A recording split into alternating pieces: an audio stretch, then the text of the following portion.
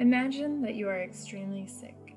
You've just arrived to a new country as a refugee, fleeing years of persecution. You don't yet speak the language. You don't understand how the healthcare system works. You are at the doctor's office. The doctor responsible for your life is annoyed that you can't understand him. He has your 10-year-old child interpret. Or, imagine that the doctor pulls in a random patient who barely speaks your language. Or worse, imagine that the doctor refuses to treat you. How would you feel? People often question the difference between an interpreter and a translator. A translator is an individual trained to translate written information from one language to another, whereas an interpreter translates spoken information. In many countries, including the United States, it is the law to use an interpreter for medical care. Research has also shown that language barriers negatively impact patients with low English proficiency in terms of their access, quality, and cost of care. Patients with poor English are less likely to follow their treatment plan or follow up with the doctor or use preventive services. They have less understanding about their health diagnoses and treatment, higher hospitalization rates, and an increased risk of medication errors, which can lead to medication complications.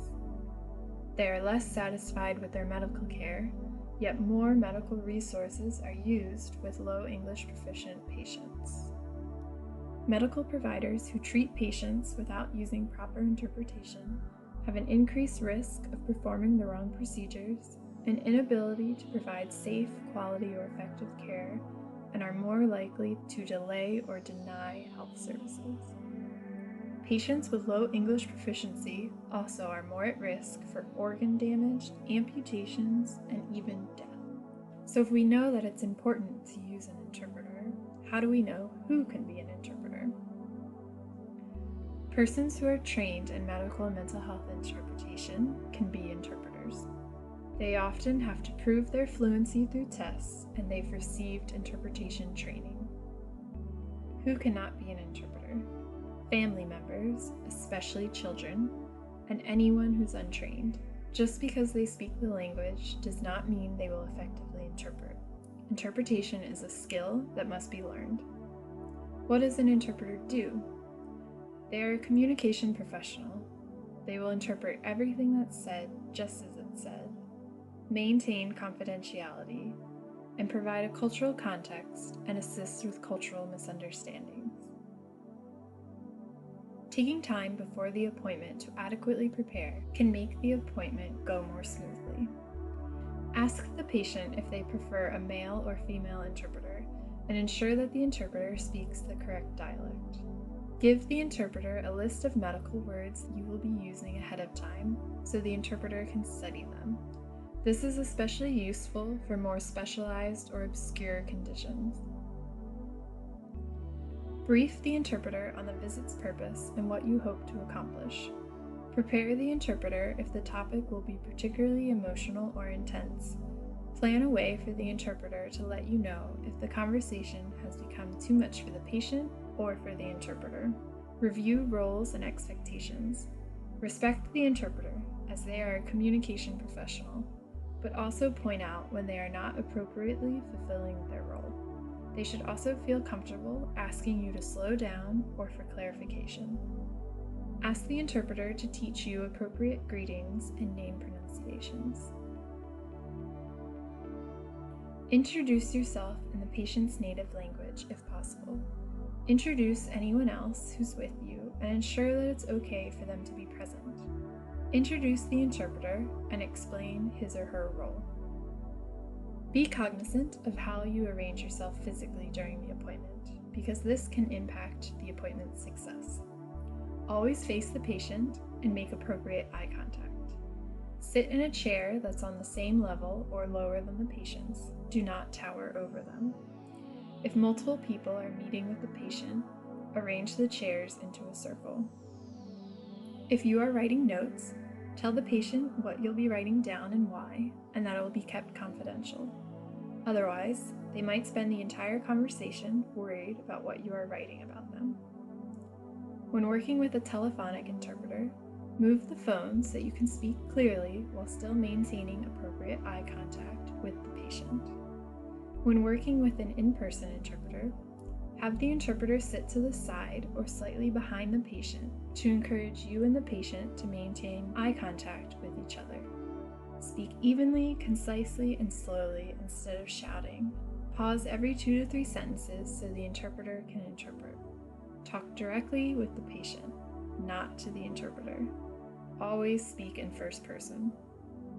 Remember and ensure that everything that's said by you, by the patient, by the family members is interpreted. Do not oversimplify topics that really require more explanation, but at the same time, make sure to avoid technical terms, professional jargon, and ambiguous questions. Allow your patients to speak for themselves. Do not make generalizations about their health practices or beliefs based on their race, ethnicity, or culture. Ask your patient what she or he thinks the problem is, its cause, and how it would be treated back home, then offer your medical advice.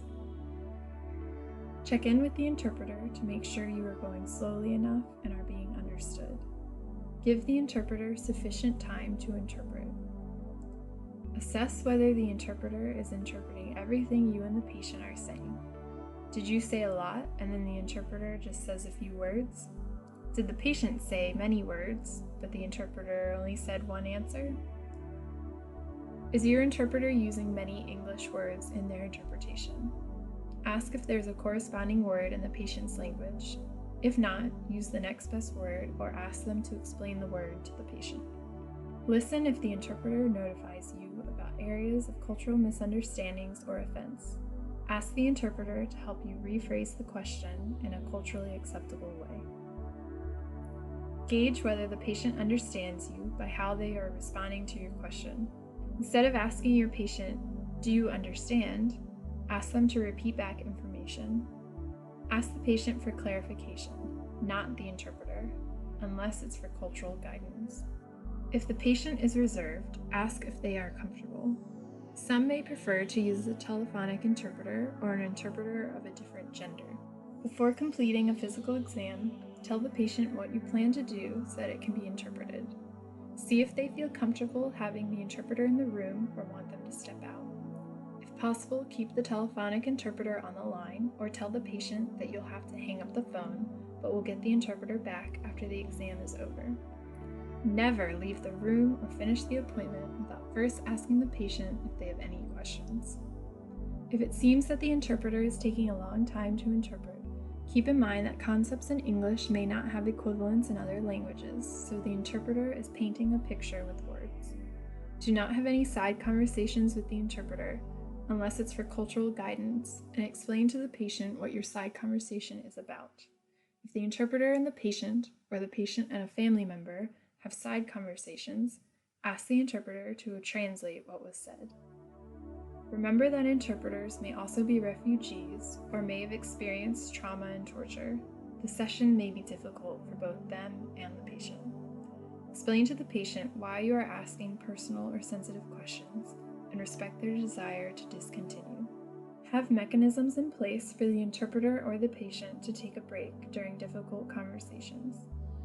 Talk to the patient as you would an English-speaking person. Do not speak to them like they are a child or less intelligent just because they do not speak English. After the appointment is over, provide information in the patient's language if possible, only if the patient can read or as someone who can read it to them. Give the interpreter feedback about how the session went and receive feedback from the interpreter and the patient. Although this may sound overwhelming at first, using an interpreter is a skill that must be practiced. It will get easier with every appointment in which you use an interpreter, and ultimately saves you time and makes you a better medical provider. Research has also shown that using an interpreter increases patient satisfaction, increases patient-reported health status, increases adherence to medication and follow-up visits, and most importantly, decreases the risk of dangerous misunderstandings.